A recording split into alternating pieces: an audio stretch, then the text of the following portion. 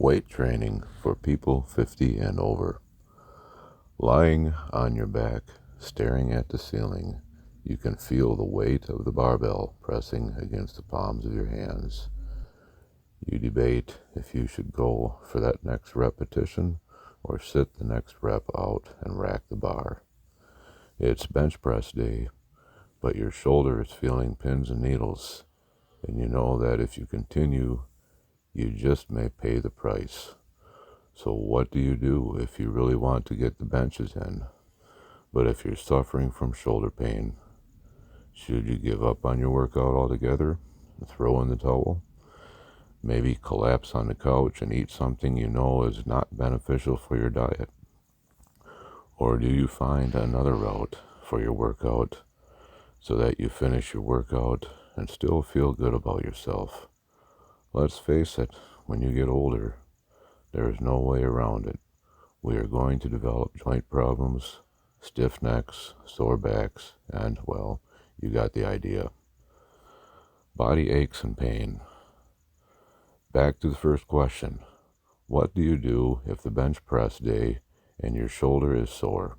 Should you quit benching and move on to different exercises? Or are there ways that you can pursue benching without shoulder pain? If you are suffering from shoulder discomfort, it is more than likely that you were aware of it in the first place. A personal preference of mine is BioFreeze. I apply BioFreeze to the affected area before I begin to work out. In fact, that might be hard to face in the eyes of getting older, is that there may be some exercises you may not be able to perform anymore. For example, the bench press. I have shoulder problems that keep me from performing the standard wide grip bench press, yet I can still perform inclined benches and narrow grip benches. In a recent workout following my training program, I started the bench press, but I was feeling too much pain in my right shoulder, so I started with the narrow grip benches. By the time I completed the 5 sets, my shoulder was warmed up. Now I was ready and able to perform the standard bench press. Sometimes all it takes is to rearrange your exercises in a way that you're performing the exercise that put the least strain on the problem area first in your workout, and later your muscles and joints are warmed up. Then proceed on the exercises that may cause you a little more discomfort. Choosing your goals. I remember back many years ago when I couldn't wait to get to the gym and train hard. I would always make it a point to do benches, more than likely overtraining on the bench press. Obviously, that was my favorite exercise. Now, years later, I realize that I have made many mistakes in the past. I have had many bad joint problems. Working around these problems can be a daunting task. Sometimes I have questions whether it's even worth it to continue on. We need to face it. When we get older, it is more difficult to make it to the gym on a regular basis with all the nagging responsibilities outside the gym.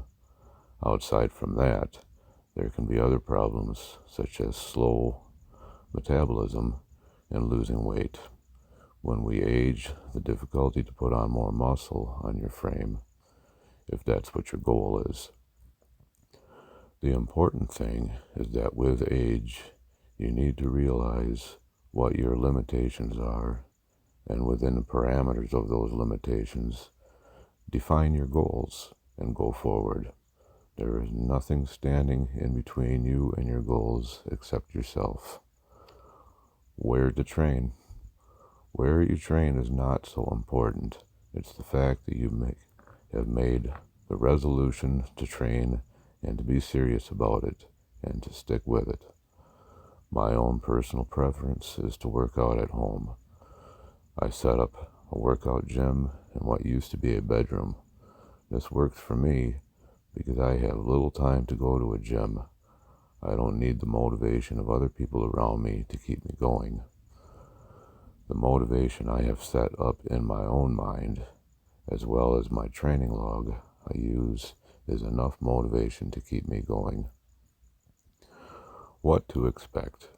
If you're 50 and older and have never trained, if you have made it your mission to begin working out, there are very good chances that you will be able to see good results with building muscle. If you have been lifting for a long time and you're a seasoned lifter and you're 50 and older, it is unlikely that you will be able to see much in the line of muscle gains. On the other hand, I have been training for many years, and at the age of 50, I started using a training log. Recently, with this training log, I keep track of the weight and repetitions that I do with each exercise and with each workout. This way, it is continually like a competition with myself. After I started using this training log, I have added 5/8 of an inch to my arms within 2 months. And after this, after I have been lifting for many years already. Conclusion.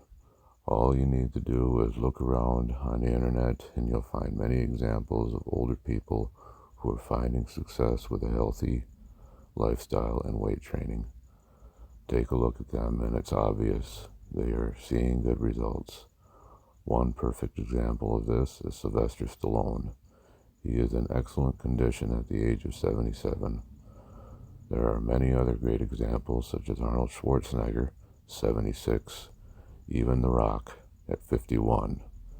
He isn't as old as many of these other trainers, but still at his age, he is a fine example of someone who is in spectacular condition. You can do it too if you set your mind to it and create goals that will help you with achieving what you would like to see for yourself.